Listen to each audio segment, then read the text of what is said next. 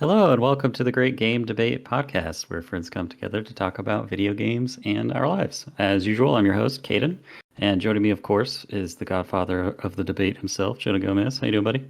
I'm doing all right. I forgot that I had my glasses on still, and so you're getting like crazy glares. So I'll take those off. But yeah, I'm doing all right. We are now just 2 weeks before Tears of the Kingdom. Let's go. And Slightly of course, excited. that is the Saucy Aussie, our man in Australia, Steven. How you doing, buddy? Doing pretty good, man. Just dropped the kids off to school and freshly caffeinated, ready to go. All right. And of course, we have the little baby boy of the Great Game Debate, Mateo. I'm going to keep calling you that till somebody suggests an alternative title. How you doing? I'm doing pretty good, dude. So I've been playing some weird games this week. Spider Heck. I don't know if y'all checked that one out. I believe it's on Game Pass. It is super weird, very chaotic. I had a buddy come over and crash the game for a couple of days. So like the couch co-op on that game is just top notch. I miss couch co-op games.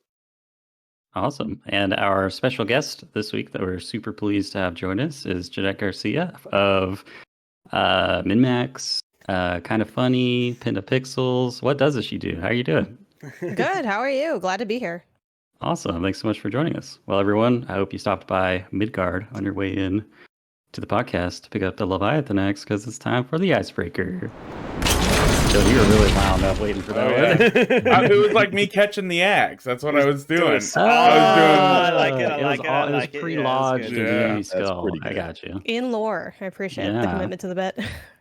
Well, our icebreaker this week comes in from Discord member Ardent Idler.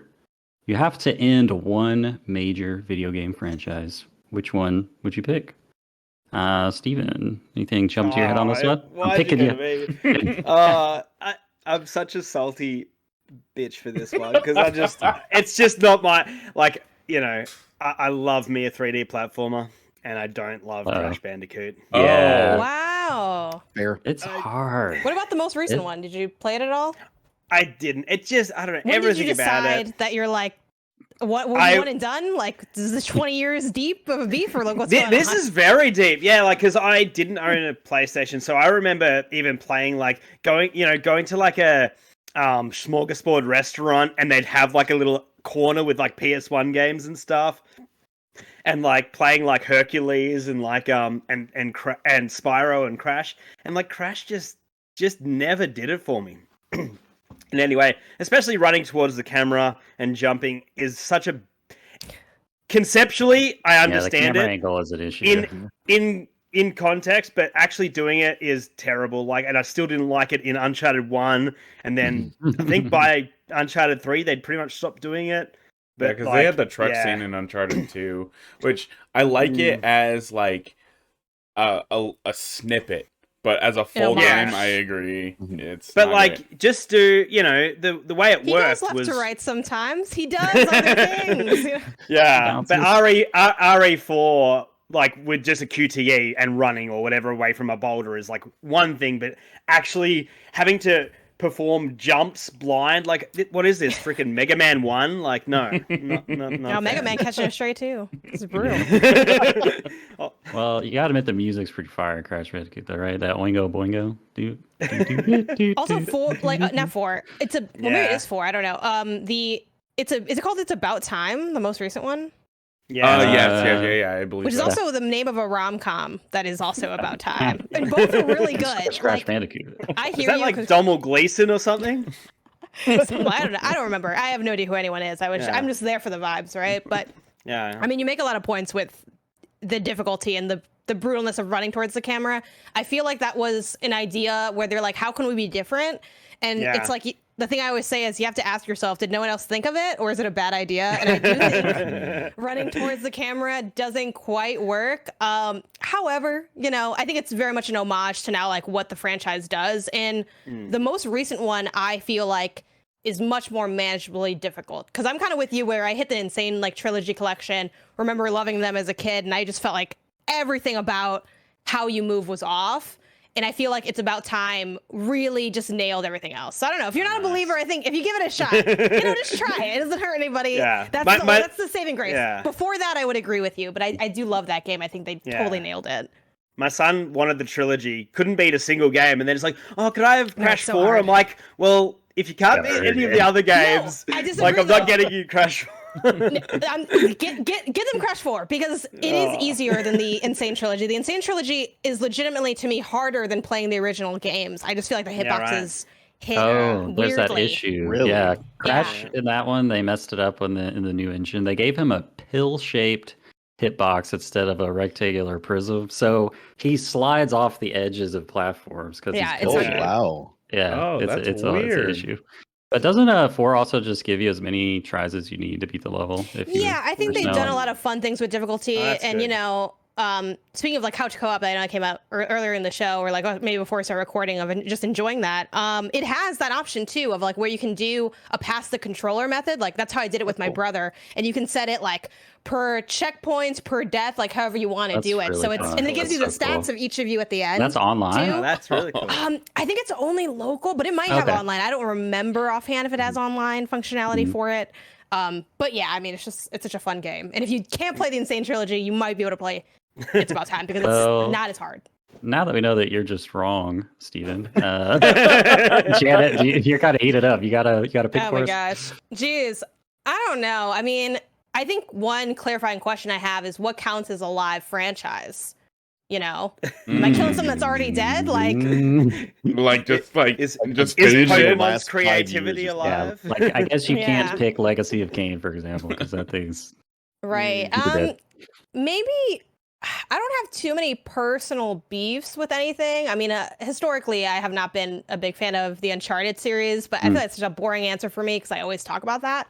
I feel like Kingdom Hearts should be Yes.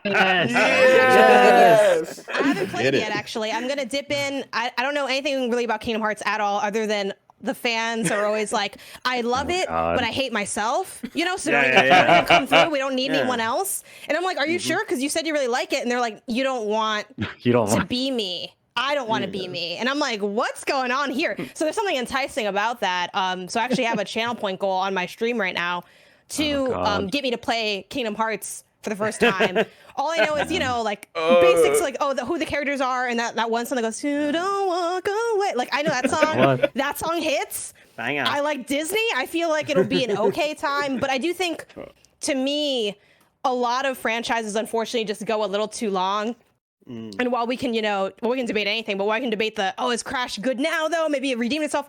I think we end up having so many of those questions because people don't know when to let things go. And I think Kingdom Hearts, whether you love it, you hate it, however you rate it, I feel like it's had its time and it should just be left alone. But capitalism's over when story's not over till capitalism decides it is a great quote from Natalie Flores, ex-critic, now PR. So yeah, Kingdom Hearts, let it go. I feel like we had the main games, and then you had like 80 games on handheld. Kingdom Hearts 2.75, like it should just end it. I'd like to repeat verbatim what Janet just said, but replace the term Kingdom Heart with Tetsuya Nomura. That's where I'm at. Just let him go. He's had his time. Oh. Cool designs though. He does like he's cool. Oh, I can't wait to see you just get controls on Kingdom Hearts 1. I'm so excited. I went But through that's this in 2019. My wife and I played through the entire series. All 79 games. Yeah. Well, so like some of the I've also done it, spin-off and I regret it so spin-off much. games, we just like watch like because you don't actually need the gameplay, it's just the cutscene. Yeah, so there's you like can watch a 10 movie. minutes of relevant lore. And so it's like, it was, I believe, like 100 hours of Kingdom Hearts, and at the end of the weeks, the months, You were heartless. quite literally, dude. But like that first game controls so bad, and the camera's terrible. But the jank of 1 is PS2 jank of like, oh, this is so cool, and you think to yourself, oh, I can't wait to see how like they improve and get better, but they don't improve or get better. I mean, the jump between 1 and 2 is insane, and it is big. It's wild. Yeah. I think gameplay wise, I think 3 is the best gameplay. Like the combat and like the traversal is the best, but it is not a good game. It just plays well. I'm tired of summoning trains that require me to just mash triangle until all the enemies. That's why you turn off those things. Yeah. Luckily, they have an option for that. Yeah. Well, let's move on from the Kingdom Hearts. GGG confirmed Kingdom Hearts haters. Yeah. Mateo, you got anything on this one? I had a lot of thoughts. There's so many games because I grew up in like Sonic we could end. No one's gonna have any issues with that, right? But it's such an easy that's gonna be mine, but it's not like I want Sonic to I don't want Sonic Team to stop making anything. I want them to stop making games and just make music, because all their music is fire, dude. It's so good. 100%, dude. 100%. But I think they set themselves up for failure. He's the fastest thing around. Yeah. You can't make an enjoyable modern gen game about fastness. Like, it's just not entertaining. But honestly, I think that what I've realized about myself, though, is that I'm here to kill chaos. And I think it's time for Final Fantasy to die. Wow. Start introducing you as Mateo Jack Garland. It's because there's too many of them, you know? You want the Final Fantasy. We need the Final Fantasy. We need to bring it all to an end. Let's make something new. Just going to call it Finally Fantasy? Finalist Fantasy. Fantasy. I like that. I think if 16 didn't look so promising in the world before 16 was announced, I probably would have been right there with you. Like, yeah, just end it. It's had its time. So Jonah, is yours the Sonic? Oh yeah, I want them to bring Kellen Quinn back, and maybe that's his new band. He's not doing Sleeping with Sirens anymore. He's just working with Sonic Team to make super edgy video game music. Yeah. I guess for me, I've never been a FPS fan at all, really. But so it's an easy pick for me. But I'm sure we've got a lot of Halo fans in our Discord. But it's probably got to be Halo. Oh wow, I was expecting you to say Call of Duty. Oh man, that's probably. I'd rather play Halo than Call of Duty. In fact, I have played Halo more than Call of Duty. But I already said it. Let the Master Chief die. It's time to move on. Make something new. All right. Well, I guess that's it. Thank you to our community for the icebreaker question, and with that, I'll turn things not over to Jonah for the debate, because it's time for an interview with Janet. I was like, that was really fast. Yeah. As we mentioned in your introduction, Janet, you're all over the place. You've written for so many games, journalism and media outlets, work with MinMax and Kind of Funny. You have your own website, Pin to Pixels. I guess if you kind of just wanted to, take it as you will and let us know how it all started. How did you fall in love with video games? Oh man. Video games themselves, I think it was just something that, entered my household. I got my hands on it and I enjoyed it. I mean, I think that's a fairly normal trajectory for those of us who grew up on it. I got to skip the having to have the desire out of the ether, because my brother did that. So he's 6 years older than me. So, he's the one that was asking for the consoles. It's hard to ask for a console when you've never really seen one. I was 5 at the time. Again, he's 6 years older. And I remember him talking about, I forgot if it might have been the first Nintendo. It might have been the second one. I'm not sure. But he went to a birthday party and all the kids were sitting around playing Mario, and that's all they were doing. It was one person. It's that meme that people say, that encouraging meme of, oh, you feel bummed you only have 13 or 20 viewers in your chat, but if there were 20 people in the room with you, like that kid had 20 people in the room with them, watching them play, everyone waiting for their turn, that energy, So he asked for a console. Eventually we got one. So we started with the SNES Junior was my first one. I had one which of is those weird. too. I had one of those too. I don't think I've ever heard of that. I have a question for you then. Does the SNES regular look odd to you then? Because you grew up with the Junior, or did you know of the other one? What was your situation?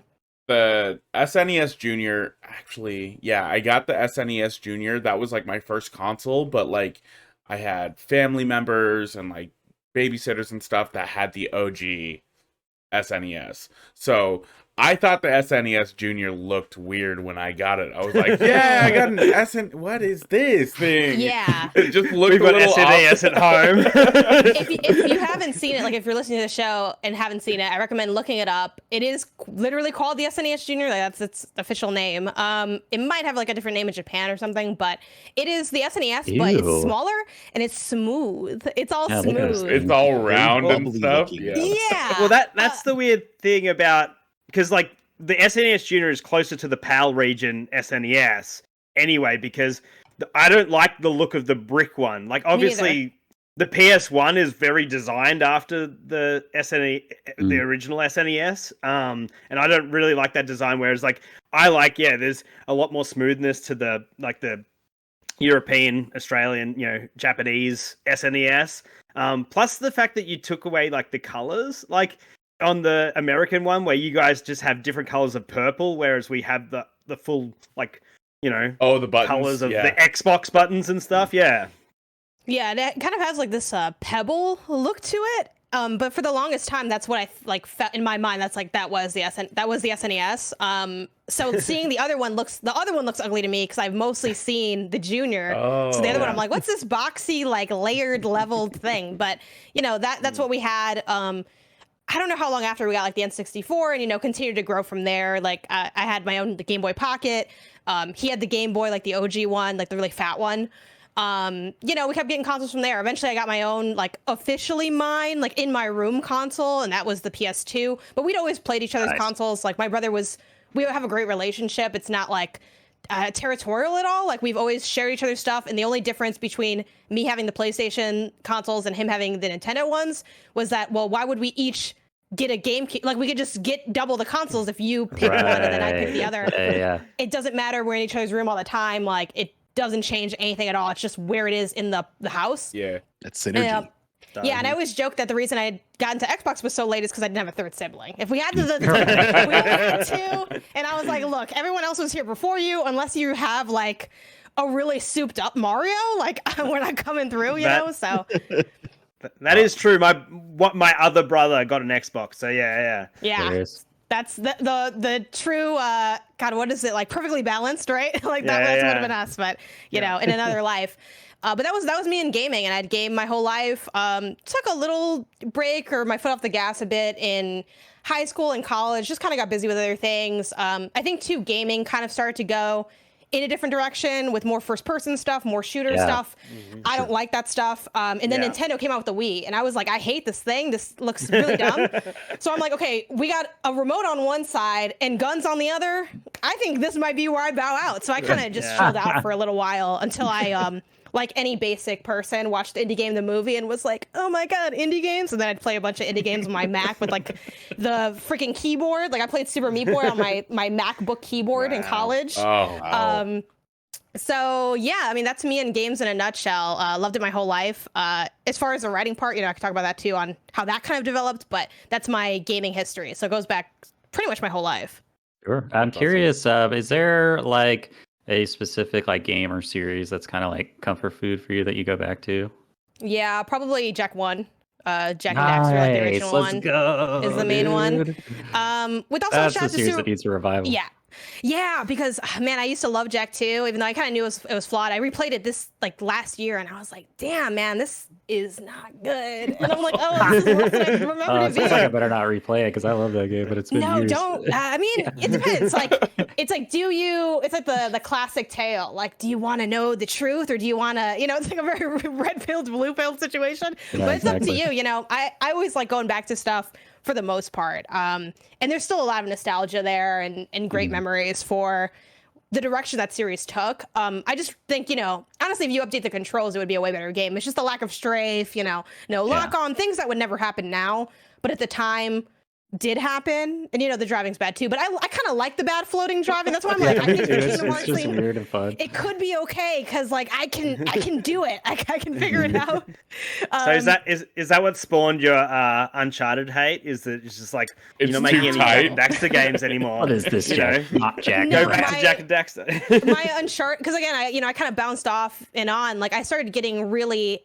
When I was most locked in on gaming was when I started like covering it, which was kind of my whole reason in doing any coverage. I was like, I love gaming, I love writing. Let me start, see if I can write about video games. It seems like a fun way to sort of reinvigorate my hobby. So now obviously like the further I get into my career, I'm like looking at everything. I know everything about everything because I'm watching it all the time. Like I'm sure y'all are, where even if you talk to a hardcore gamer, like I'll talk to my brother who listens to the shows I do and all this stuff. And I'm like, oh yeah, last Case of Benedict Fox came out. And he's like, what is this game? And I'm like, you don't remember? We saw it at blah, blah showcase. Anyway, we're all in the weeds at a deep level. Back then, I don't even think I was really processing that Uncharted had like dropped. And again, I wasn't as into like the shooty stuff, the actiony stuff. Like I have a platformer background, a very like cartoon game vibe. Being a Nintendo kid, it's so family friendly. Like we don't have guns here. No one dies. People just faint. It's all supervised. I played Uncharted for the first time. Like I think I started like at this point maybe like a lot of years ago, but I was an adult. It was like way after the series was done. Like Lost Legacy was already out. Like it was a while ago. And the reason I end up saying I hate Uncharted is because I played the first one and I was like, oh man, this is awesome. And then I kept playing it and I was like, it's a little too long. And I'm like, this wasn't really the banger people told me it was. And I kind of would talk about that and people would be like, yeah, I agree. But like Uncharted 2 though. And I was like, okay, cool. Uncharted 2 is the one. And the train is very cool. Like no notes on that. That is great. But there are other sections of the game. It's long, and I really hate, light spoilers for the series, like the weird supernatural twist. And I know people are gonna say, oh, it's because it's Indiana Jones, and I'm like, yeah, but it's stupid. Like it doesn't make sense. I think every single one of those games is like 2 hours too long. I think Lost Legacy is like the perfect time. I saw you do that one, in an Uncharted game because like you get up to like chapter 13 in Uncharted 1 and you're like, oh, the game's not over yet? Like it's still going? Like, So it's always like a more thing, and then it's like, it was a lot. And then 3 kind of same deal. People were like, oh, with 3, and then I'm like, 3 is kind of same. 4 is the one. At all. 4 is also a little too long, but 4 is the one where I felt like, okay, kind of unsurprisingly that this would be the better of the best one because it's the most recent one they made. But I feel like 4, you finally see the ideas fully become developed. The writing's interesting, the dynamics of the characters, the like action. It looks better, it runs better, like everything about it is better. And I'm like, 4 is finally like what 1 through 3 thought they were. And at the time, maybe they were. But again, playing it in the modern era, I'm like, well, I don't have a time machine. So it's like, you're mad that like, I'm like, I don't care what it did for anything. I'm playing it today and I'm not having a good time. But I did 4. I have to do Lost Legacy still, and then I'm just praying they don't make any more because I don't want to do anything else. I'm skipping the PS Vita or whatever the hell is on there. Yeah. But yeah, I've been playing that with my brother, and that's also why it's taken me so long because we like pass the controller and we have to both have the same schedule, make the time for it. And then I'm not gonna front, he's not very good at the game. So then at one point I'm like, you know what?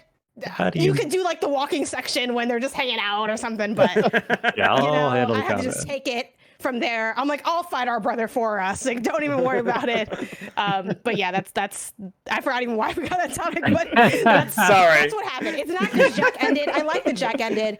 People always ask if I want another one. Again, I like that Naughty Dog knows when to leave stuff and try new stuff. And I like that. I like that they'll do a couple games, they have a series, and then the series is done, and then they do something else, and that is usually also really cool. Yeah, I would love them just to do like a teen/family friendly game just to break up all of this uber sadness that Last of Us has done. So you want them to go back to Crash Bandicoot? It's crazy how much we ended up talking about Naughty Dog. Well, I'll open up the floor to you guys just for any specific questions you have. I know, Steven, you had some questions about her writing. I've got an interesting one. Just about on Pentapixels. I've seen. Well, I haven't seen the granularity because I've read a few reviews and a fair few previews as well. But I saw that it looks like you're on a 5-point scale for ratings.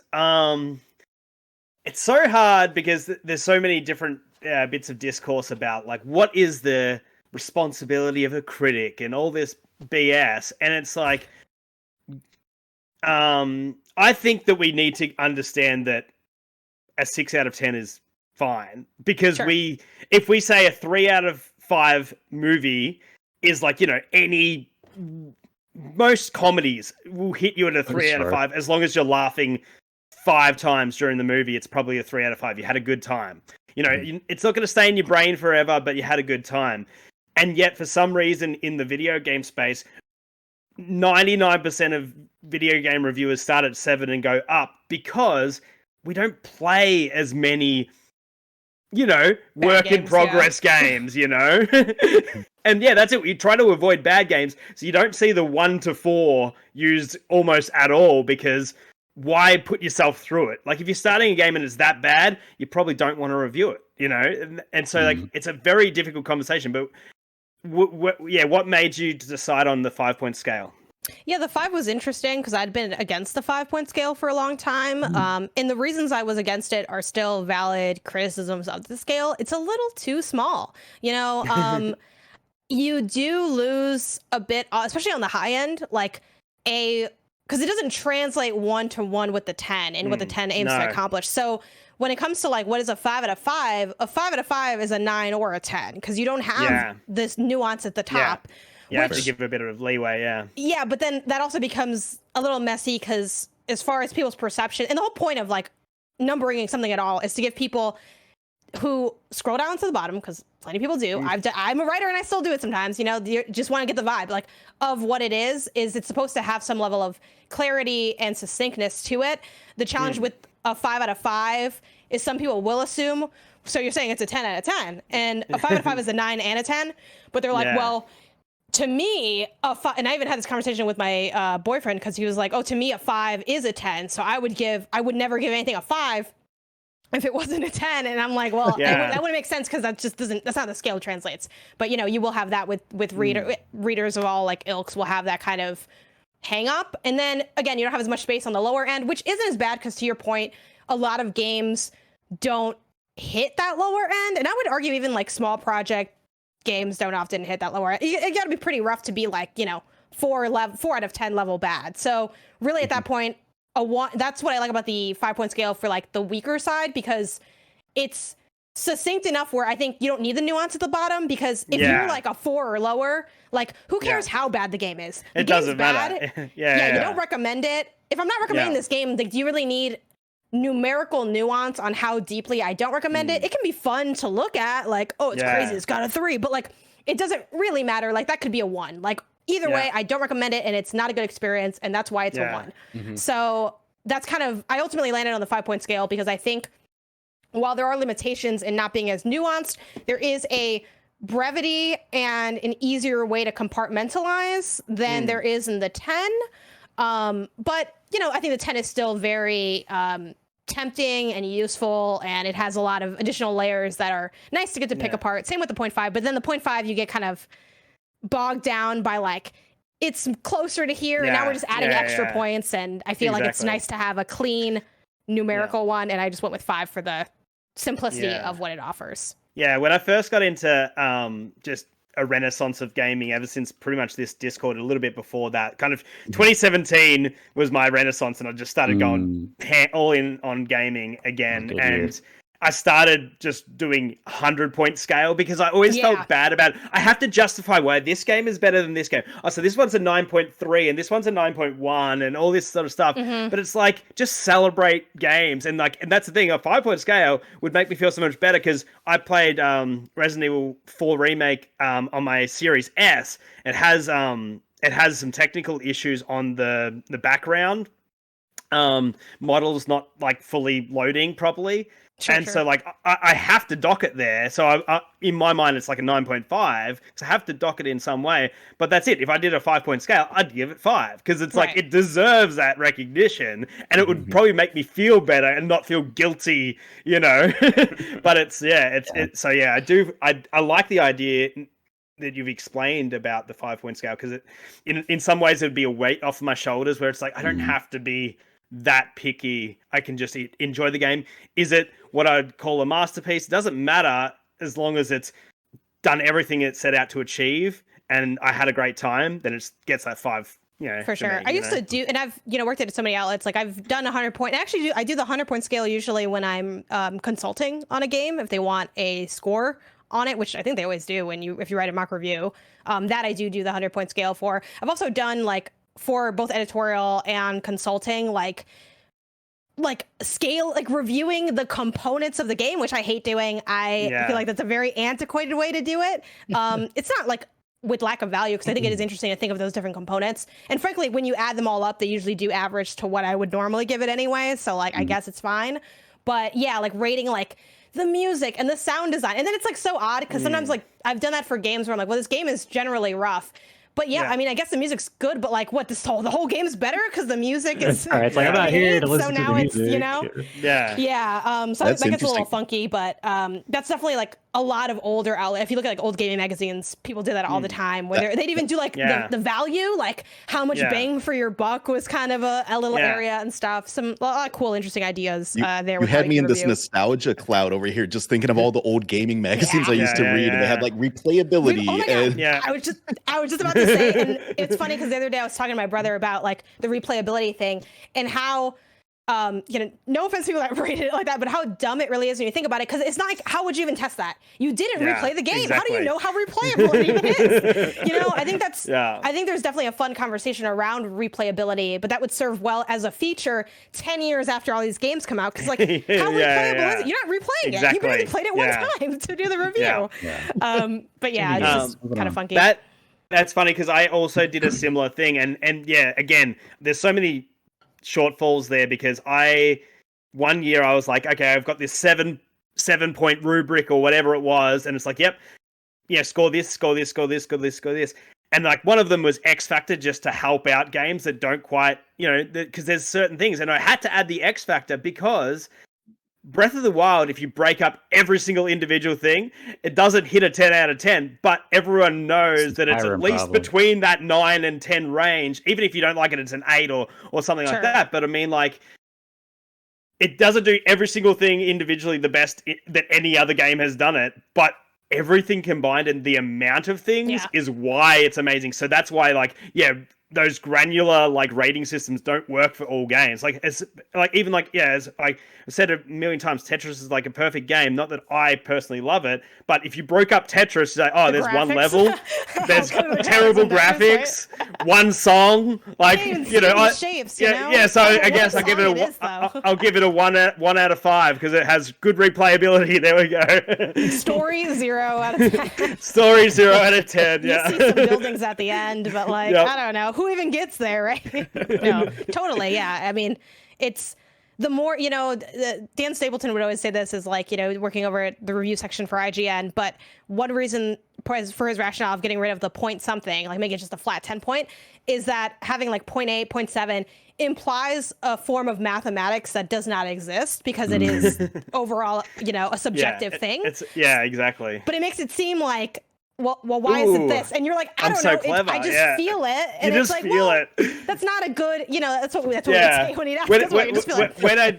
That's it. When I did the 100-point, I'd say like, oh, is it an 8.6? And I'm like, oh, how does that feel in my stomach? I'm like, oh, I don't know. It does make sense. Then I'd go like, oh, is it an 8.4? Oh, that feels pretty good. I like but that. Then communicating that to an audience, it's not really as meaningful to them. Exactly, so it's like, well, if the point is to make it meaningful to them, maybe this just adds confusion where you don't quite need it. But again, 100%. People will always debate this and have different, forums. Like, I mean, Eurogamer does theirs really interesting where they just do recommended, not recommended. And I don't know if they have a other category other than recommended or not recommended, but I think Kotaku does a similar thing now too. Like, it's basically just a suggestion at the end. Yeah. My buddy Pucho does just a binary rating system. It's just, you should play it or you shouldn't play it. It loses all nuance, of course, right? Like, how are you going to rank games in a system like that? But I like it as a gamer because I can know whether he would recommend I play something or not. It's very simple. Yeah, for sure. You see, that's another thing that you've seen a lot back in the day as well, like the sort of buy it, rent it. But again, renting doesn't make sense anymore because it's like, is Game Pass renting it? Like, I don't, it kind of loses some of that meaning like that. And I think that's why we did abandon a lot of those systems, because as games evolve, it doesn't make sense to talk about like buy it on sale. Like, well, if it's on Game Pass, I have it for free in a sense. So should I play it now? And I'm like, well, it's still not that good. So maybe not. So that's why like, you know, people always ask me all the time about the money stuff. And I'm like, look, I'm not your financial advisor. I don't know. I mean, maybe you shouldn't be buying anything. Like maybe you don't got Tears of the Kingdom money. I don't know. I mean, for me, I'd do anything to get that $70 together. For a month if I have to. Exactly. But that's my life, not your, you know, I can tell you how good it is and you can decide whether or not you want to get it now or later. And, you know, there's nothing inherently offensive about that. It is when you try to prescribe it, I think, on the developer of the game, like, oh, well, this isn't worth, is it not worth it, or you don't feel like spending it? Because those are two different things. You know what I mean? It's fair and fine if you don't want to spend it. There's amazing pieces of work that I don't feel like buying, you know, like that's just how it is. Yeah, but, 100%.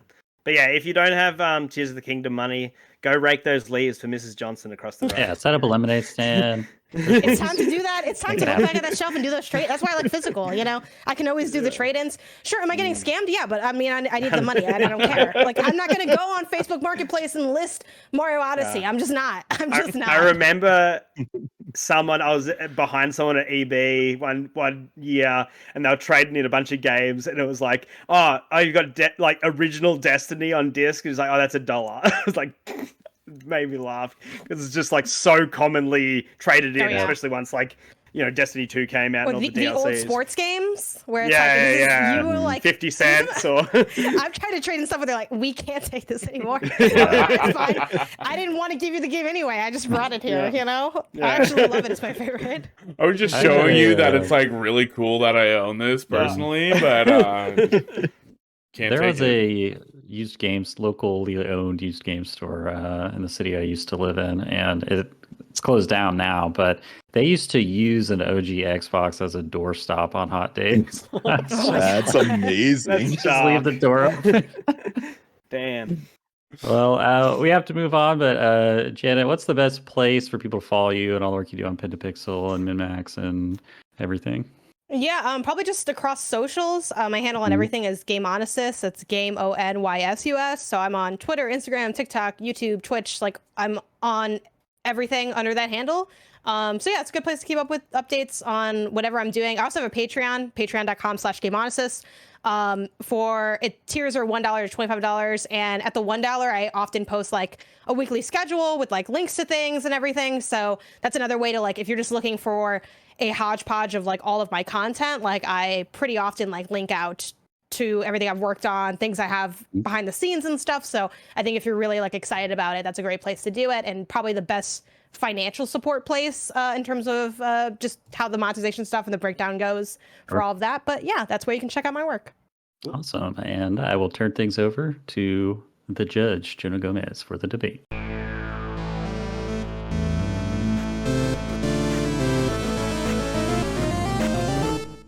Welcome back to the debate. We've got a what is this? A companions debate? Kind of like it's kind of like our debate that we had on what was it? Sidekicks, which we had Luigi as a sidekick instead of his brother. Is Luigi Mario's pet companion? Anyway, we've got a companions debate with Caden representing Palamutes, right? Palamutes versus Janet representing Pikachu. Now, specifically from Pokemon Yellow. Yes. Pikachu from Pokemon Yellow. Thank you for correcting me, Stephen. I appreciate it. I'm stoked to be a judge on this one, honestly, because I recently found out that you can ride Palamutes. Because that's how experienced I am in Monster Hunter. I'm right there with you, sir. We will have our 2-minute opener, 2-minute rebuttal, and 2-minute closing, with Stephen being the assist trophy, Janet as our guest. Would you like to open or close the debate today? I will open. Ooh, all right. Confidence. You have 2 minutes on the clock. Are you ready? Yes. 3, 2, 1, debate. Pikachu from Pokemon Yellow is not just one of the most iconic characters in gaming, but is also just one of the most iconic characters in general. Quite literally made this game, which is still talked about, still replayed, getting remade, in some cases. We have Pikachu being both cute and helpful. That's really what I looked for when choosing who this would be.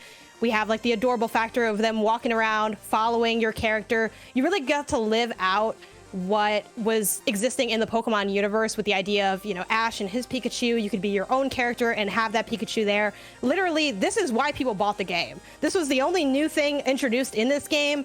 I think it also marks a bit of, a moment in time in Pokemon franchise history where they did have that third one that was, again, the same, but what did it have? It had Pikachu, and no one questioned it.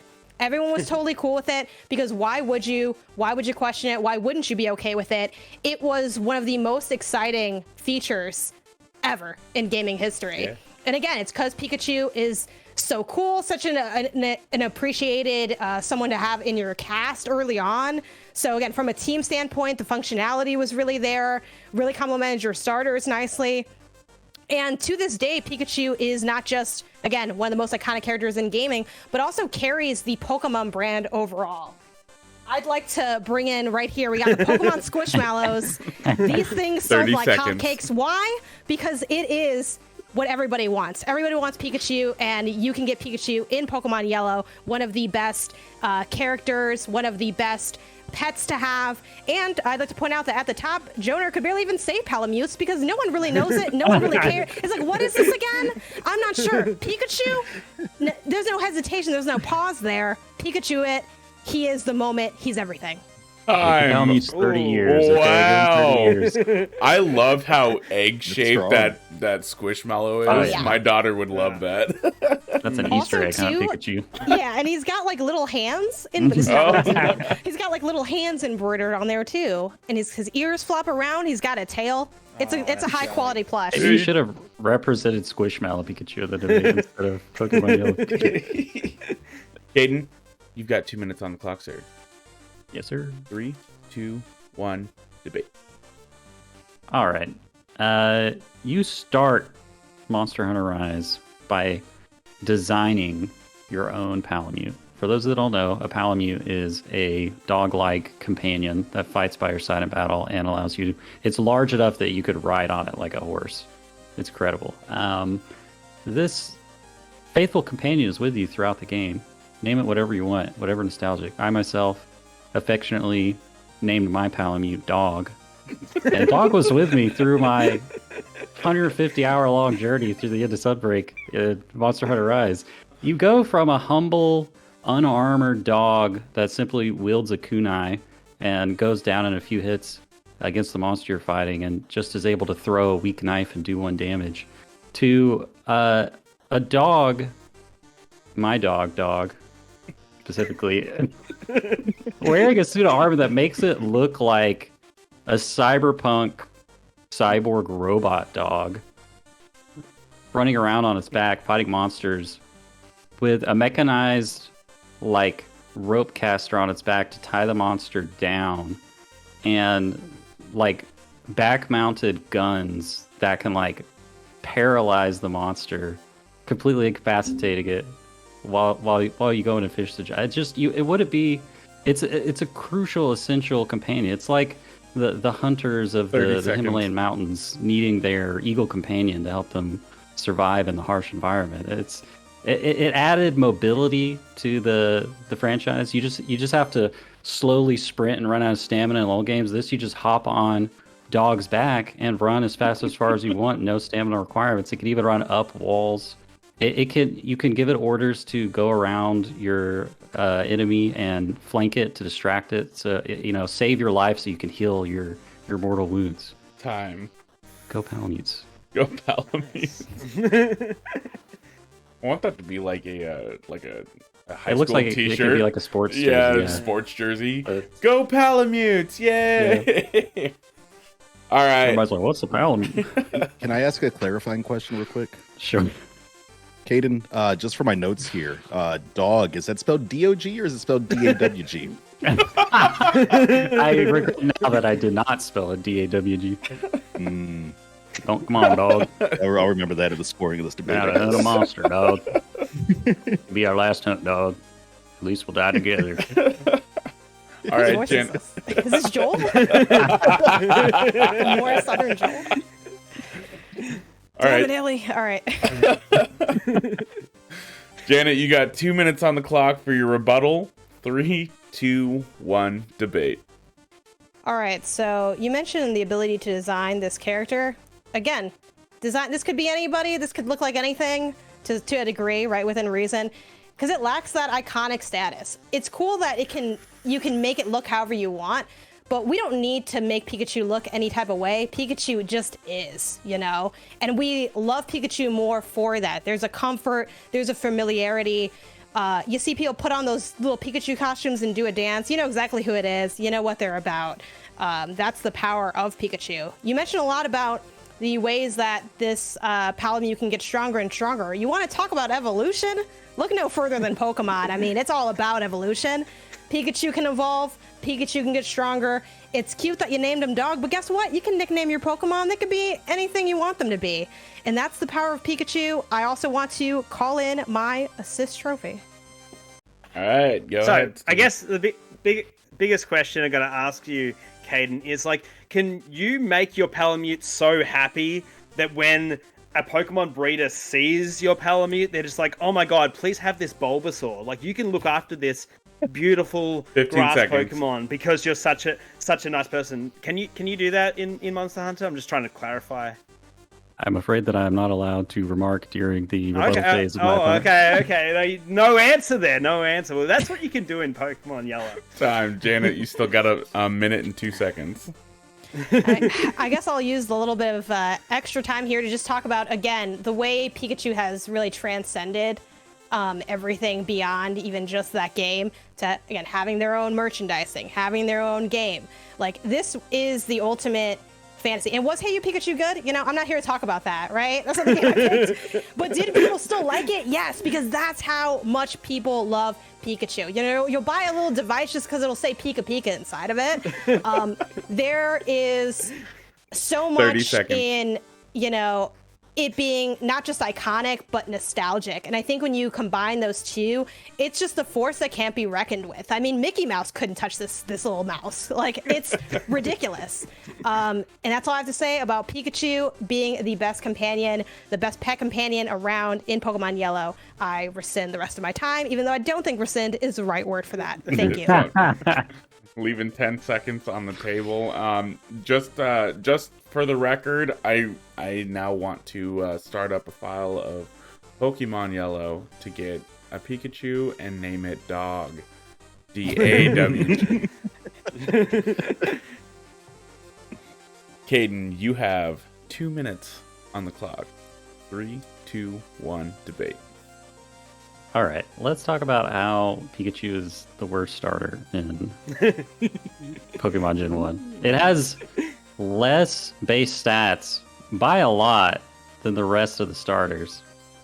Not only that, but there is an analog electric mouse Pokemon in almost every other generation.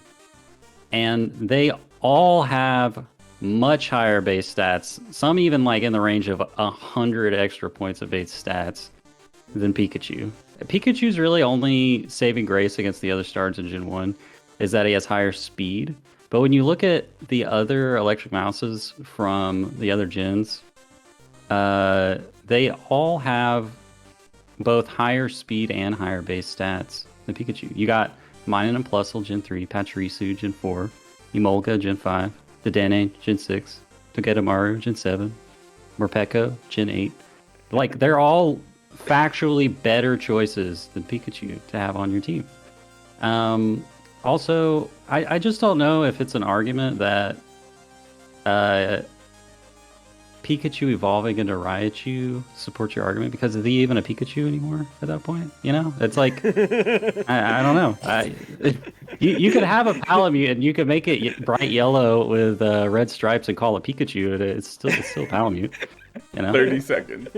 I can make a Palamute with electrical damaging weapons that paralyzes my enemies.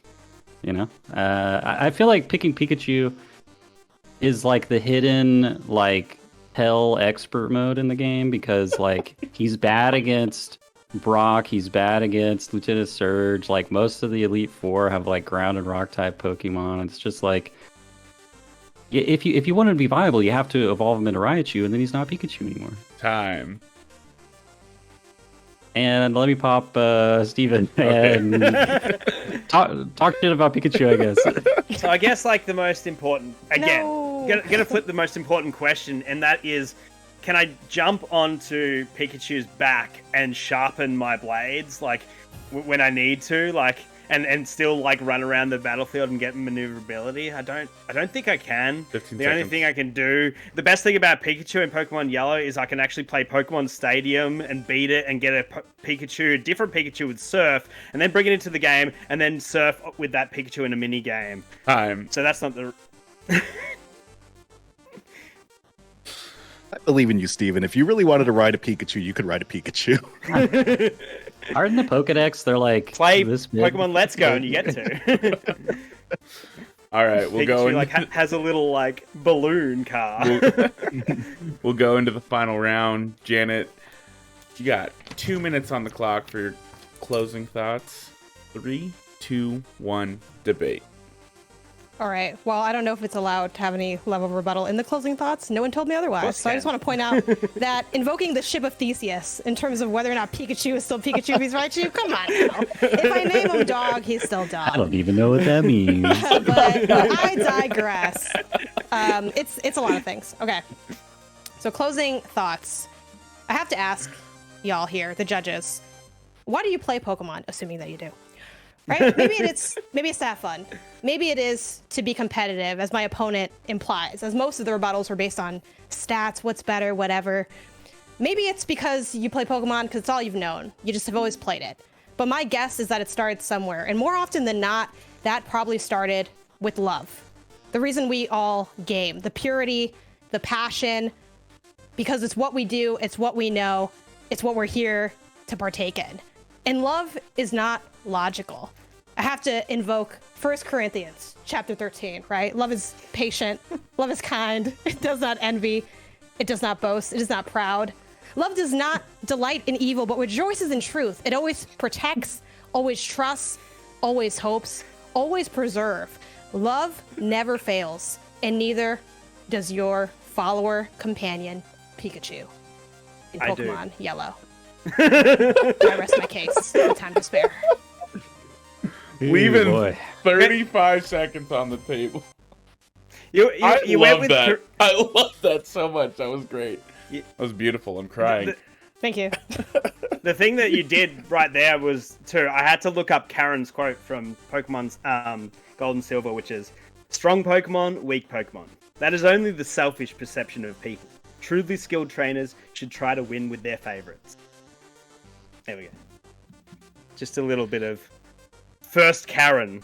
Golden Aiden, for you, I'm going to strike that from my memory because it was outside the bounds of the day. Thank you. Can we get a yellow card here? Caden, let's close this thing out. You got 2 minutes on the table, or 2 minutes on the clock. 3, 2, 1, debate. All right, my opponent today has sculpted a false image of Pikachu's character as this loving, faithful, wholesome companion. But I'd like to point out the case of a banned Pokemon anime episode in which Porygon releases missile attacks. Is this allowed? At Pikachu in a virtual reality simulation. And in our real world, the explosion of the missiles caused a pattern of flashing lights that caused hundreds of children to have seizures, so they had to ban the episode. But let me ask you, judges, who is the person that caused the explosion of the missiles? I believe it was Pikachu's lightning bolt striking the missiles that caused them to explode, thus triggering seizures in hundreds of children. Moreover, in what's that one called? Hey You Pikachu? If you move the camera away from Pikachu for long enough and then spin the camera back to Pikachu's location, it's approaching you holding a 2x4 as if to club you to death. I mean, I'm just saying. I don't know if Pikachu's the kind of thing you want around your children. Also, I'd just like to say that, dear listener, When's the last time you opted to actually put Pikachu in your party in a Pokemon game? When you play a new Pokemon game, you don't want Pikachu in your party. For one, for the mechanical reasons I've mentioned, but two, it's boring. You don't want Pikachu in your party again. You want to play with the new Pokemon that you haven't seen before. He's old. People are not going to care if Pikachu's not in the next Pokemon game. They're going to care if Palamutes aren't in the next Monster Hunter game. I rest my case. All right, leaving 10 seconds on the table. There was about 10 seconds of like content that was actually permissible to the debate, and the rest of it was just like ancillary. I don't know what you're talking about. Oh, all right. Oh man, these closing thoughts. Mateo, as our judge today, what are you feeling? As you're considering, Mateo, think to yourself how many children Palamutes have put in the hospital. While you're considering. So, man, this one is tough. Janet invoked the power of love. Hayden invoked the power of seizures and the power of a 2x4 in your hand. There was the mouse versus mouse thing. Like, Pikachu is probably the only other mouse that could take on Mickey. Like, you know, in any way, physical combat, a lawsuit, you know, whatever. Kingdom Hearts spoilers. There's a lot to go into here. The part that stuck with me though is that Caden did not name his dog spelled properly. Not even D-O-double-G. I can't even blame you. It just takes off a little bit of points. I like the point about like not actually using Pikachu. Although I will tell you, I've never evolved a Pikachu in my entire life. I've never had a Raichu or Fuse. Pikachu's not meant to evolve. But yeah, for me, it really came down to this idea of like turning your like Palamute into like this big, unstoppable like robot force, like you talked about. I never got to that point in the game. But what I did do is I watched a lot of Scooby-Doo when I was a kid, right? And I will tell you, here's this going. Scooby-Doo is 100 times cooler than Dynamut. And the Palamute to me started to sound a little bit like Dynamut, so I've got to go for Scooby-Doo, which is in this case, my Pikachu named Scooby-Doo. That was such a roller coaster, dude. I couldn't tell which way it was going until the very end. Same, honestly. I thought I had a chance. All right, Steven, as our assist trophy, let's get your thoughts. All right. Mr. Pokemon. Hold on, Steven, real quick. You got 2 minutes on the clock. Let's hear your thoughts. 2 minutes on the clock? All right, let's go. All right, you both definitely broke the boundaries of where these companions were living, which is inside of their own games.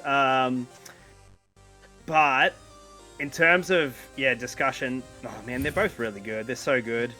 It's okay, I give you permission to vote for Pikachu. It's okay. Well, that's the thing about Pikachu is that it can't evolve, but I think it's so OP in Let's Go. But that wasn't the conversation. It was every Pokemon's OP in every Pokemon game because they're easy. They're easy, Steven. But yeah, are you sure they're not actually good? Easy. Despite the ability, climbing, the Palamutes are really good. I like the characters of Palicos better. And so, what is like a cat if not a massive electric mouse? That is what they say. That's what they, that common parlance. But yeah, I do love me Pikachu, and it is fun to try level up to like level 12 to get quick attack to try and solo Brock with a Pikachu because it is impossible otherwise. Normal type attack with no stab, 40 power against Brock. Come on, dude. Yeah, it's brutal. Get out of here. It can be done. So no, I have too much love for Pokemon, but I do love Palamutes as well. Going for Janet. All right, leaving 30 seconds on the table. Thank you, Steven. Wow, that was quick for me. Yeah. All right, man. Well, I'd like to congratulate my opponent, though I came into this knowing I would 100% lose against Pikachu. I still think that Janet did not vote it in and prepared a compelling argument in Pikachu's defense. You know what, Caden? Although everyone was hoodwinked about Hey You Pikachu. That's what I do appreciate about your debate today is you were very much on brand, talking about how powerful the Palamute could be. That's what you play Monster Hunter for. You're just like going full min-maxer in this debate. I really loved it. But the poetry and the presentation that Janet brought in her closing thoughts. Chef's kiss. Sounds like she has a great writing degree or something. Most commonly used the most commonly used vowel speech. Yeah, man. I was like, First Corinthians wedding. I hope who picks the right one, because I don't remember what it's actually called.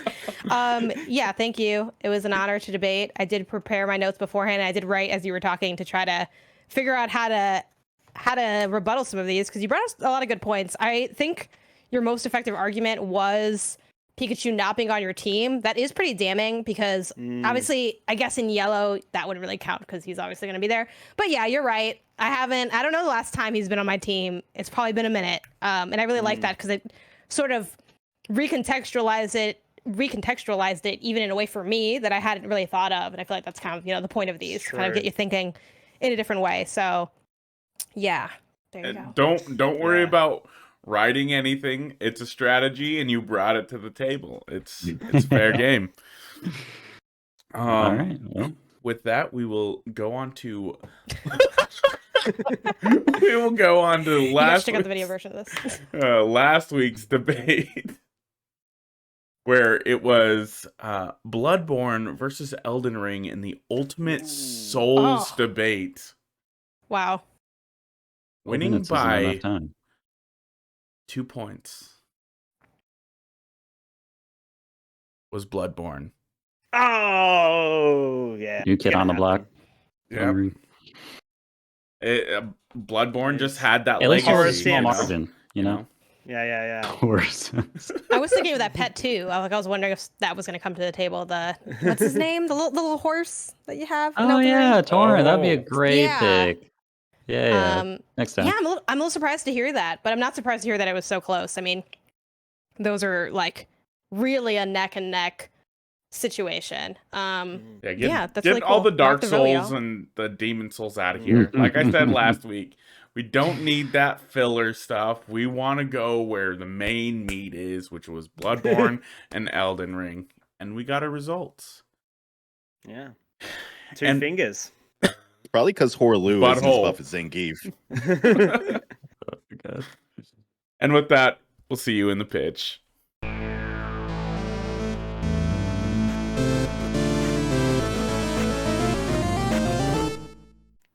All right, we're back with the pitch, wherein a handful of us panelists will have 2 minutes to give an elevator pitch on a game they've been playing, and the rest of us will have to decide if we would buy the game or not based on the pitch. First up to the pitcher's mound, we have Godfather of the debate, Jonah. Let me produce a timer on my phone for you, Jonah. Timer producing in 3, 2, 1. Timer has been produced. All right, I got an MMO for you guys today. Ooh, interesting.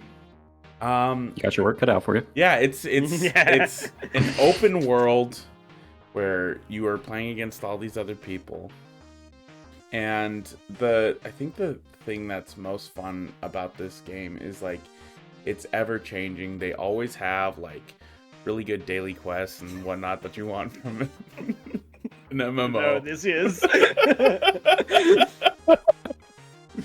And stop, Steven. You got an ever-changing set of quests and very, like, honestly, some of the best seasonal content that I've ever played in any game. Hayden, I know you've dabbled a little bit in this game and you've enjoyed what you've played, but it does 60 some seconds. things that like a lot of MMOs don't have. Like they bring in like melee and a lot of ranged weapons.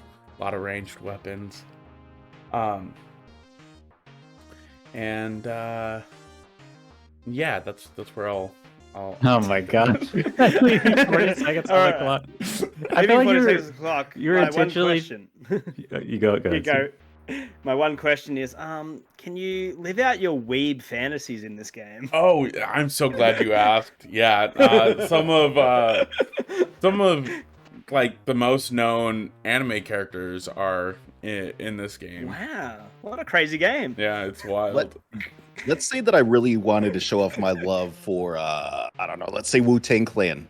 Is that possible in this game? You can dress up in some sweet Wu-Tang drip if you spend enough money, and you can play a little bit of music, do a dance to it. It's pretty good. As I say, cash does rule everything around me. Well, I do have one question. Yeah. I do have this like fantasy where like, even though I'm playing an MMO, I really just literally want to be Kratos from God of War and be able to attack with a Leviathan axe. Like, I know this isn't God of War, but like, can I just be Kratos in this game if I want to? So you're absolutely on the point with it. Like, you can be Kratos, and that's crazy. It is crazy, and you do get like the Leviathan axe, and you can like go and like break down walls with it and whatnot. Now, like, probably my last concern is like, Kratos is a little bit too serious. Mm-hmm. I've always wished he could dance. Yeah. Is that it? Like, that's my question. Is there a possibility? Oh, yes. Yeah, it is a possibility. I've seen Kratos do all sorts of dances, like the Tootsie Roll dance, or even dancing to some BTS, if that's your flavor. It seems like. Well, now that we've established that the game we're talking about is God of War 3, the MMO. Yes. I'm in. I mean, I can't say no. Steven, do you in or out? I am very hard out and in, as it usually is with game. Sure. Mateo, in or out? Yeah, I'm assuming that I can play Vegeta with a big old head. Like, yes. I mean, a gigantic head. Just a big I'm head. all the way in. Did I say all your favorite anime characters? I think so, yeah. Any strong feelings either way? Out because it's an MMO and daily stuff. I can't. I can't even keep up with like Fortnite for dailies or anything. Like, I've heard of that game. Ever. I've heard of that game too. All right, Jonah, what is the game that you brought for us today? It's funny enough that Janet said Fortnite, because it's Fortnite. Very cool. Well, I am not upset with this purchase because it's not a purchase because it's free. Yeah. So, we might play some Fortnite after the show. Who knows? All right, thank you so much for your offering today, Jonah. Next up to the pitcher's mound, I'll nominate Janet, our guest. I shall give you a countdown. 1 second, please. 3, 2, 1, pitch. Also, I definitely thought the last one was Genshin Impact. So is Kratos in Genshin Impact? Because Aloy is. Anyway, here's my pitch. This funky, casual indie game combines the simulation and puzzle genres to make one goofy, memorable experience. An immersive and wacky exploration of childhood through the eyes of a kid who has baseball bats for hands. These quick-hit VR puzzles will make you feel clever and delighted with every solution you uncover, and it's all just a matter of messing around with your environment. Each level builds on the last in surprising ways. This game is short, sweet, and at one point, you make drinks for cats. The end. Wow. Damn. I didn't know what this game is. Oh, that's yes, good. Please. No questions. Yeah. Baseball bats for hands. Yeah. If I had a VR, 100% yes. It makes me I now need to go buy What the Golf because that's like, yeah, hell yeah. I guess hinging on whether or not I would buy this game is if we can come over to your house and use your VR headset. If you're in town, hit me up. What do you think, Mateo? I feel like cats would be really picky and very judgy about drinks that I'm making them. I've got some concerns about that. I've met a cat or two in my life. They've got opinions on everything. They're little jerks. Well, okay. First off, before you say you're gonna buy or not, what are you making? What kind of drink are you making for a cat, Mateo? I need to. What drink would I make for a cat? Yeah. If I had baseball hands? Yes, exactly. I don't know. It'd probably have you never thought of this question before? This keeps me up at night.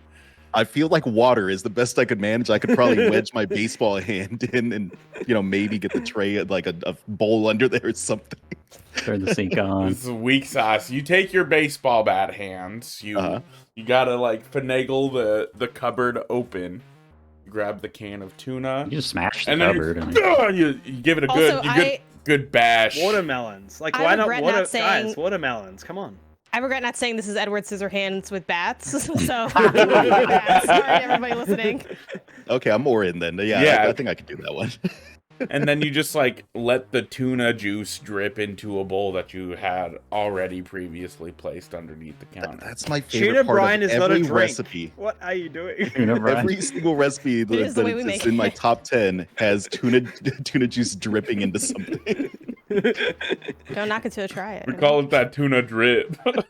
Yeah. Well, it seems like it's questionable on account of cat drinks for Mateo, but what do you think, Jonah? You in or out? Oh, I'm so in. I want to... Cool. What is the mystery game, Janet? It is What the Bat. The What the Bat? follow-up, would you call it a follow-up to What the Golf? I guess sequel to What the Golf, sort of, Spiritual right? successor? It's in the universe? I have no idea. I didn't double check. I want to live there. What the Bat first came out last year on like MetaQuest, and I'm guessing like other headsets as well. And it came to PSVR 2 as one of the like launch window titles. That's where I played it. At the time, it required room scaling, which is a lot of space. They did drop an update to make it not require that, so that it's much easier to play, which is great. And yeah, this is one of my favorite VR experiences, sort of ever. I like it even more than What the Bat. Frankly, I enjoyed the gimmick and fun of What the Bat, but I got a little bored of it after a while. I feel like it being in VR made it so much more playful and fun and cool. And there's only one level where you have to make the drinks for cats, and it's all automated. Like you're just pressing the button. It's like timing with like you hit the little button with like the bat hands, solution. and then you swing your bat hand at the drink and like hit the cats with the drink. So it's if you have beef with cats, I think it's also a little bit cathartic. I have a cat, and they are kind of can be very particular, though my cat will eat and drink anything. Like, she's very food motivated, so she'll just take anything. But I really like this. If you haven't played it, definitely check it out. Short, really fun, super creative, weird, and I just had a great time the whole way through. Is it possible to mod the cats to be Pikachus instead? And then I can them? Not with Nintendo in charge. Even though Nintendo doesn't own the Pokemon company, y'all know what it is. Yeah. All right, sweet. I don't know if anybody's ever brought a VR game to pitch before, but yeah, it sounds really fun. If I could play it, I would. So thank you for that pitch, Janet. Next to the pitcher's mound is Mateo. Let me give you a countdown. 3, 2, 1, pitch. It feels like we're doing speed pitches today, so this might be a speed pitch. Do y'all guys like JRPGs? Old school JRPGs, top-down, turn-based combat? What if I told you that there was one out that instead of turn-based combat, it replaced it with playing some Texas Hold'em? Let's go. And there was not a single battle in this game that was not just a Texas Hold'em match. Okay. This is timeless for a reason. Let's say that you maybe you like cheating at cards. It's got that. You've got special abilities. You can modify the game as it's going by. You like mysteries? You're on a boat and you're stuck there, and the mystery is, how do I get off this boat alive? Boat mystery. It's a weird one. It is kind of a mashup of a lot of things. The amount that I've played is pretty well done. The combat system is unique. I've never played anything where they were like, just play Hold'em. That's how we're going to decide if you survive this boss battle or not. So it's got a lot of novelty for me. Graphics are okay. Story is kind of insane. That's fine. I don't always need like a super deep story. You're saying a turn-based JRPG with Texas Hold'em mechanics has a weird story? Yeah, it's. I really thought they were going to tie in like the traditional like fantasy. 30 seconds. Yeah, that's what I got. Alrighty. I haven't played enough of this game to get deeper than that. Okay. I loved it when you said, "Do you like mysteries? You're on a boat." Like, all the mysteries I haven't solved that I've uncovered so far on my plate. Could you just imagine? Oh, I'm on a boat now. How did I get here?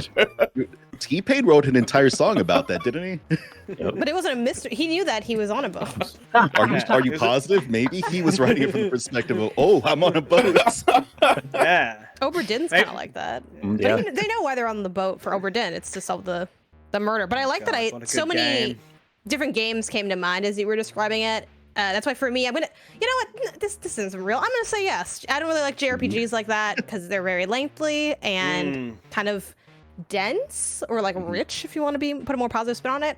But I like I just thought of so many different games as you were talking, and I'm like, oh, it seems like a really creative blend. Like when you mentioned the cheating aspect, I thought of Card Shark, Devolver Digital's indie title from like last year. The ship reminded me of Oberdin. I'm like, all right, like I don't know, we're going places. I liked it. Yeah, my only question is, do you have a rough estimate of how long it's meant to be? That's my biggest query with a game that's mixed of, because like Thronebreaker, I think is just too long for the concept.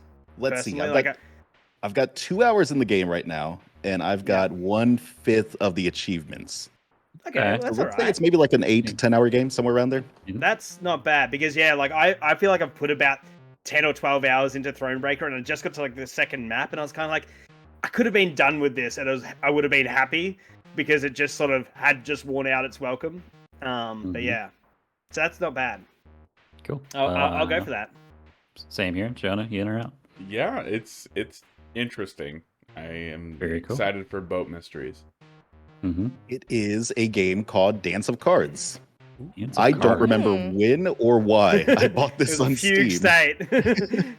But it showed up in my library one day, and I decided to give it a try. Post pitch, because you're bringing up this incredibly weird game, I just want to shout out to Ryan Stubbs' pitch about Boba. Boba was incredible, and actually, I didn't understand what he meant by it's so philosophical, and it's a bloody AFK game, and yet it was, and it actually was like pretty intense. I was amazed. So yeah, check out Boba. It is awesome. I've got it open on a tab on my browser. I keep meaning to check it out. Yeah, in case you're familiar, Janet, it's like a free 2-hour game on itch.io, and apparently people are saying it's like Game of the Year material. So it was from the dude that did Inscription. Right. Yeah. I think that's what it was. What a weird, wonderful brain that person has. Yeah, it's crazy. But it takes you about up to 15 minutes to 30 minutes to beat. Is it just called Boba? Boba, and it's on itch.io. Yeah.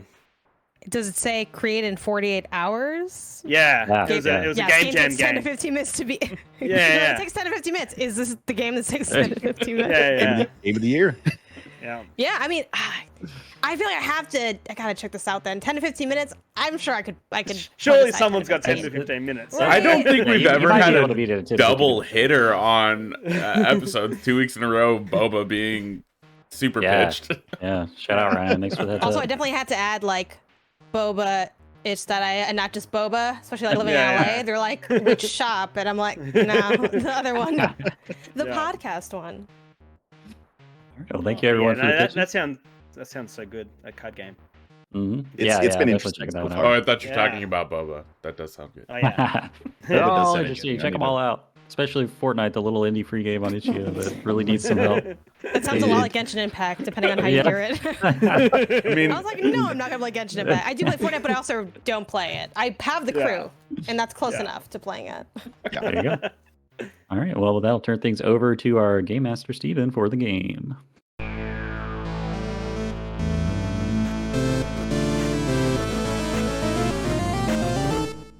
Welcome back, everybody, and it's time for my favorite, hopefully recurring segment, Review Bomb Bingo, where we take the most useful reviews on the internet, that is, everyone's review bombs from Metacritic, to try and stump our contestants in what this game is. So I'll be reading out reviews, and you'll be guessing what game it is. And if you need a hint, I'll be able to tell you the year, and maybe if it's a multi-platform game or what. But without further ado, let's get amongst it.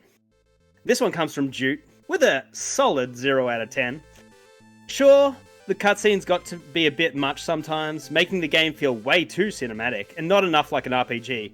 But we all knew the payout would be the resolution of the redacted threat based on all the things we had done before.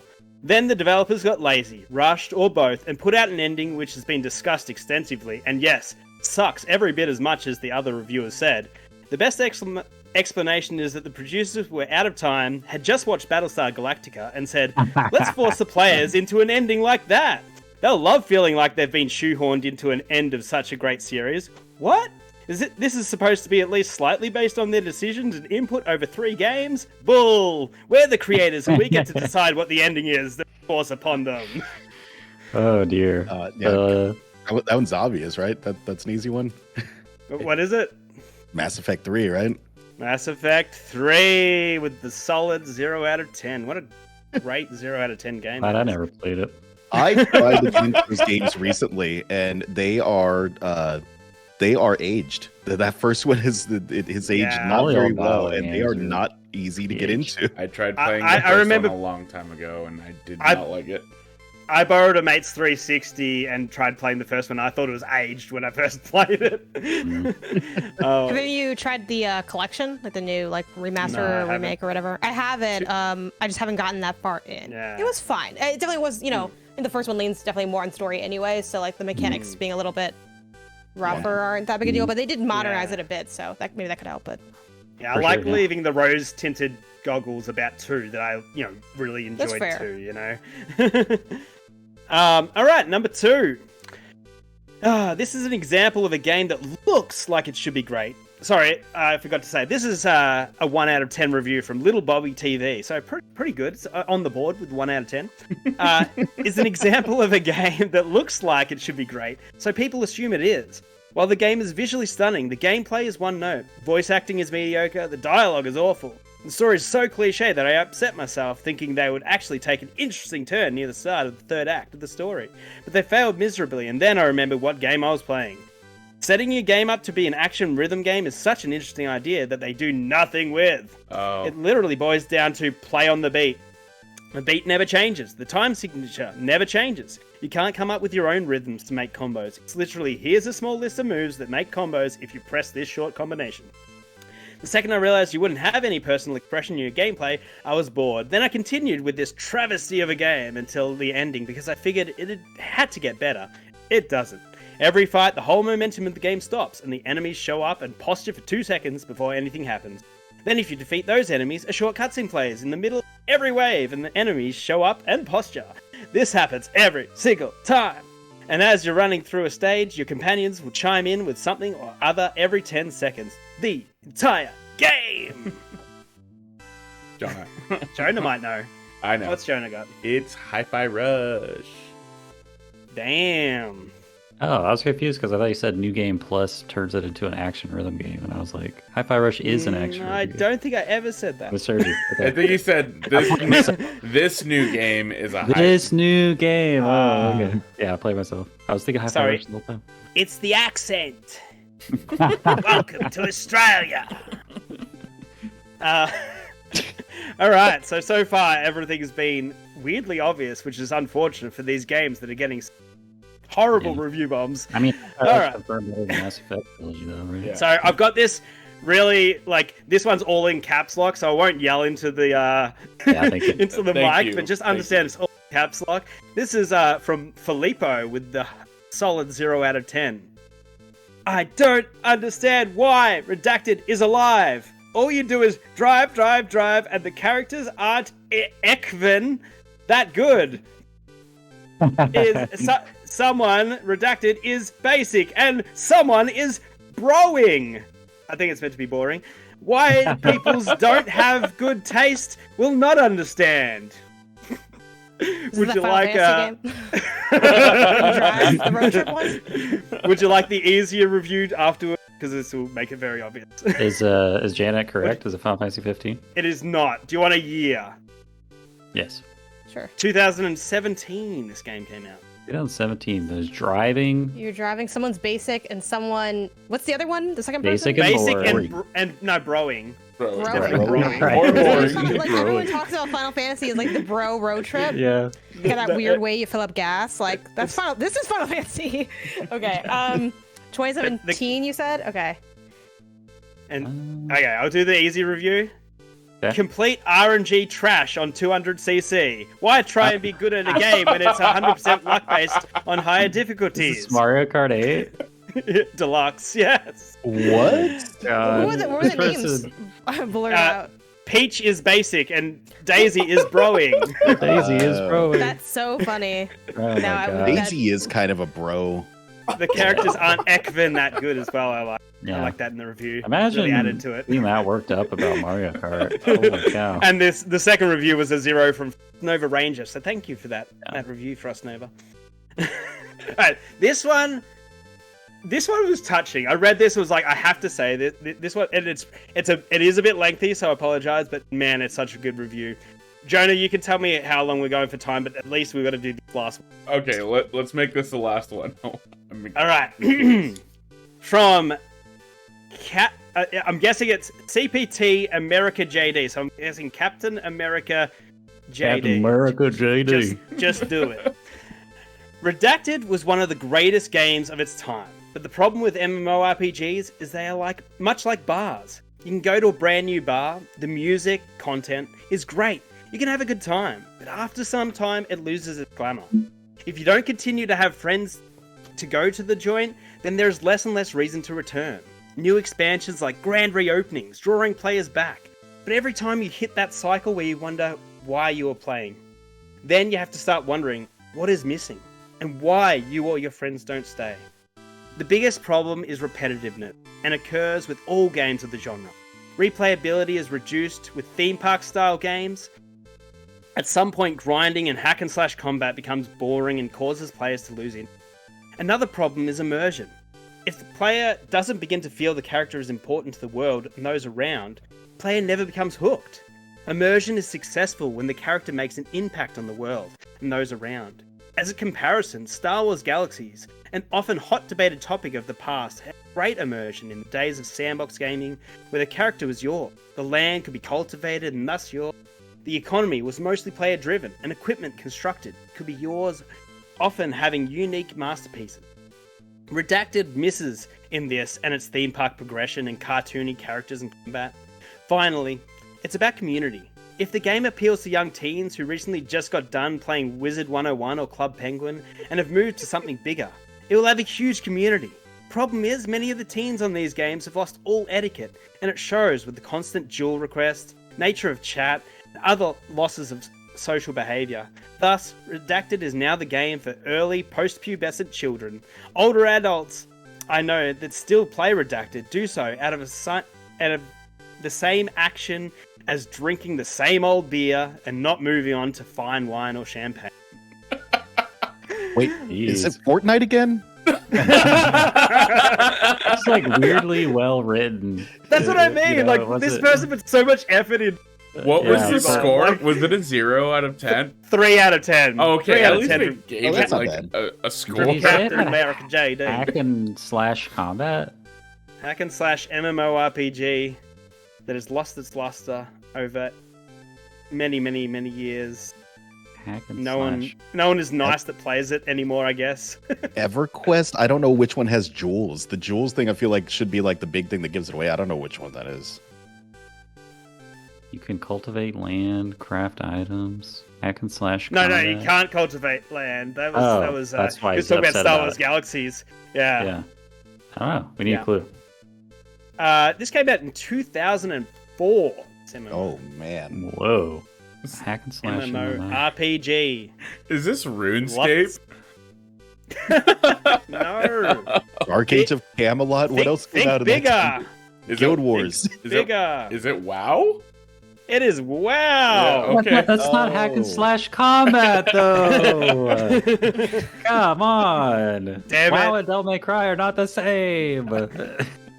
They're so like into their art of writing, they forgot what game they were playing. Well, I give their review 0 out of 10 for inaccuracy. Can I do one really quick one, Jonah? Yeah, I you're want to do good, this you're one good. just for this one again. This is Caden Panda just because funny. This one's from Ryan Coke with the solid 0 out of 10. This is possibly the worst series of games I have ever played. They're all so pointless. Gameplay was awful. Controls were just horrid. Story was lame. Story with the 2 R's, Story. of course. Story was lame. And he can't swim. He can walk up to people, slit their throat, yet he can't swim. What a joke. Stick to games that are good like Splinter Cell. Konami is a mockery of a company. Konami. Is this Metal Gear Solid 5? Or a Metal Gear game? Can't Solid swim 4? is... I don't know. It's not. You said But, Konami. I thought it was like the first Assassin's Creed, or first 2 Assassin's Yeah, you Creed. swim in those games? And then you said Konami, Well, it's and that Konami. completely threw me off. Yeah. So obviously I won't say the year, I'll just go with the second one. Second review is from Gora Linquent with a 4 out of 10. Super solid game. It's in the ballpark. I can tell the game is vastly improved on earlier Redacted. The environment, the camouflage system, etc., etc. I really wanted to enjoy it, but the camera system does not work or suit the game. Usually looking down from a bird's eye view, you can only see a small area of the environment. You can only pan the camera a little way, and this is the most frustrating, decrepit part of the game. Everything is off the camera, out of sight, and the only way to get some environmental awareness is awkward first-person view. What game is this, Caden? It's Metal Gear Solid 3. What can you say about the story? Can you The story. Can you defend the story at all? Yeah, I mean, if it were me, I'd add an L into it, and then it'd become Starly, and then we'd be playing Pokemon, and then it'd be a 10 out of 10 game. So, I mean, yeah. But I don't know. No, you don't know what. Oh, what you're could they have fixed about legitimately the- asking me? No, I think this about the person story. The thing about the story of Metal Gear is just it's very, very dense, and you end up sitting there for 2 hours just listening to people talk. And if you do pay attention to what's happening, it's very interesting, but it's a lot. So. All right. Well, we can all agree that all these people came from a place of love. Really loved it.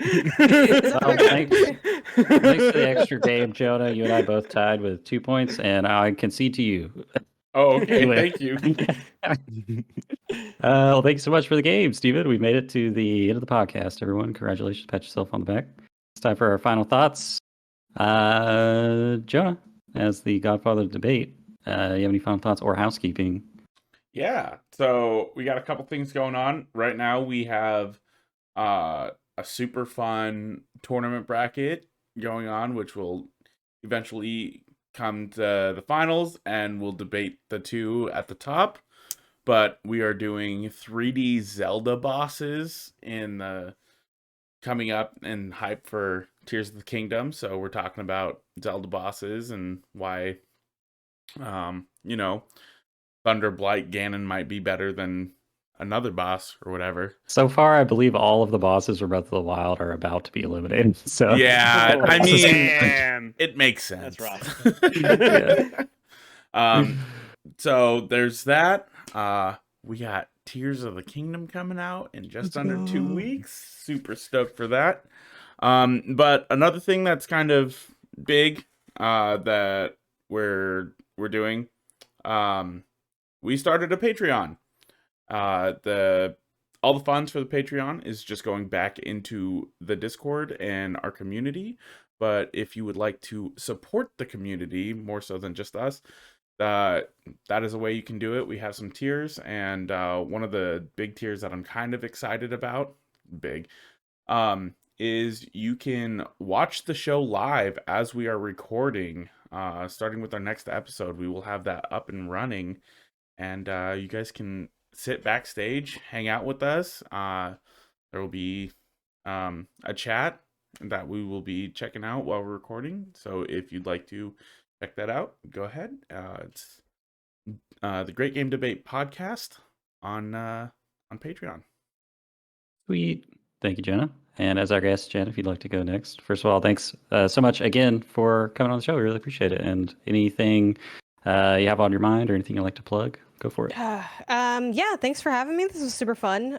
Spending my time hanging out and debating and, just talking about like 80 different Winning. things, and they kept tying back. I mean, I thought the work speak for itself, but no, it was a fun time.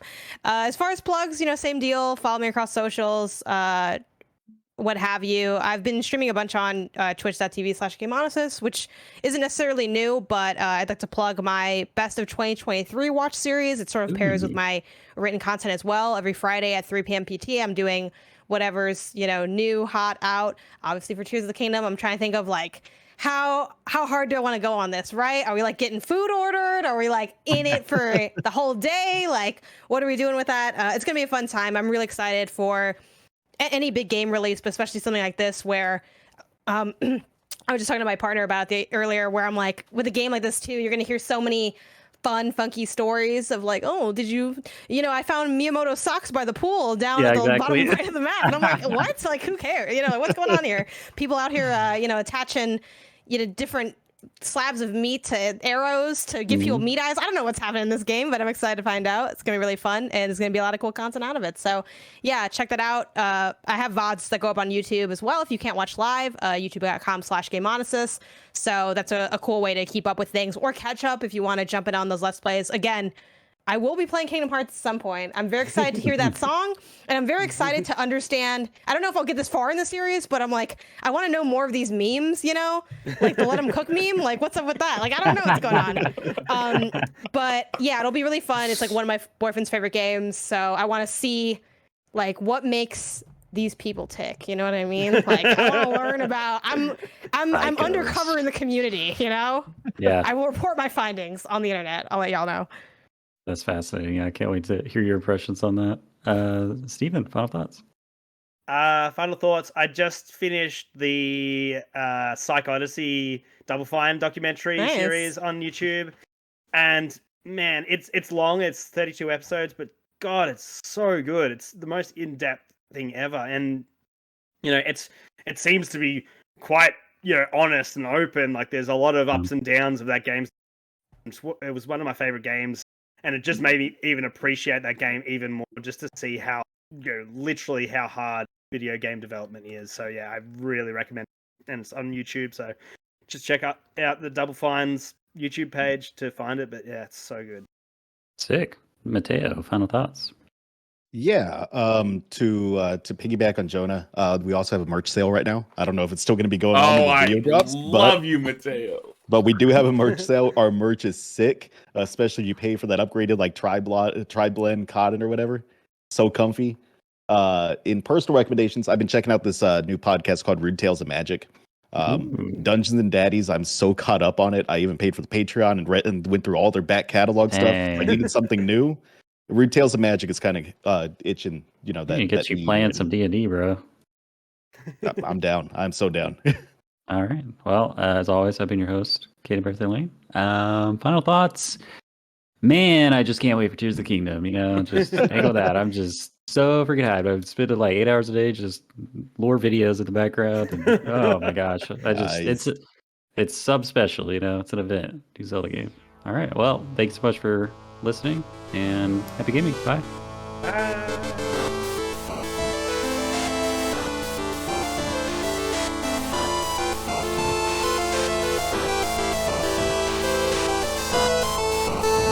As always, a big thank you to our friend Misdriven for the music in our podcast. If you like what you hear and you want to check out more of what they have, you can pay them a visit on Twitter at MISTRIVEN719 or on Bandcamp at Misdriven. Thanks again for tuning in. Till next time.